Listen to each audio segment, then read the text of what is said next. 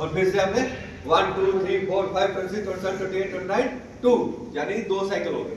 ठीक, इसमें क्या होता है एक व्यक्ति को यानी कि एक रेस्क्यूअर को सीपीआर देना जो पड़ेगा वो काफी कठिन हो जाता है, यानी कि काफी मुश्किल हो जाता है।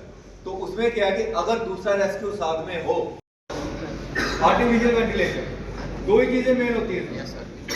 तो उसी में आप गलती क्या कर रहे हो बार बार, अगर वो कंप्रेशन दे रहे हो तो आप क्या कर रहे हो, पर्सन क्या कर रहे हो, अगर वो आर्टिफिशियल वेंटिलेशन कर रहे हो तो आप क्या कर रहे हो, उसकी रेज एंड फॉल भी चेक करो, बस यही गलती है। ठीक है, हो गया, आपको समझ आ गया? आइए आपके साथ साथ हुई काम किया हमने, ये चेक करना है कि इसकी हार्ट कहाँ पे, कहाँ पे क्या है हार्ट, इसका कहाँ पे है, इसकी हार्ट की लोकेशन क्या है, वो कैसे ट्रेस होगी। सबसे पहले एक जो तरीका है, जो लेंथी प्रोसीजर है वो बताता हूँ आपको। ये रिब्स है, चेक करो, है ना, यहाँ से रिब्स शुरू हो रहे हैं, इनको टेस्ट चेक करते करते और सेंटर में यहाँ पे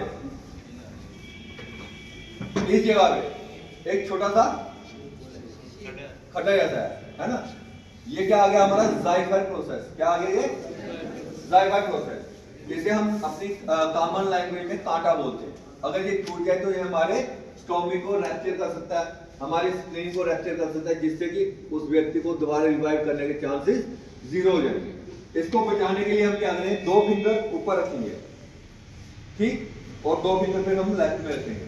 तो ये जो कॉर्नर बना, ये यहां पे इसकी हार्ट की पोजीशन है। ठीक है, दूसरा इजी मेथड क्या है, ये क्या आ गया स्टर्नम, यहाँ पे हमारी रिब्स आपस में क्या होती है, जुड़ती है ना, ये राइट रिब्स और लेफ्ट रिब्स ये कहां पे आके मिलती है, सेंटर में।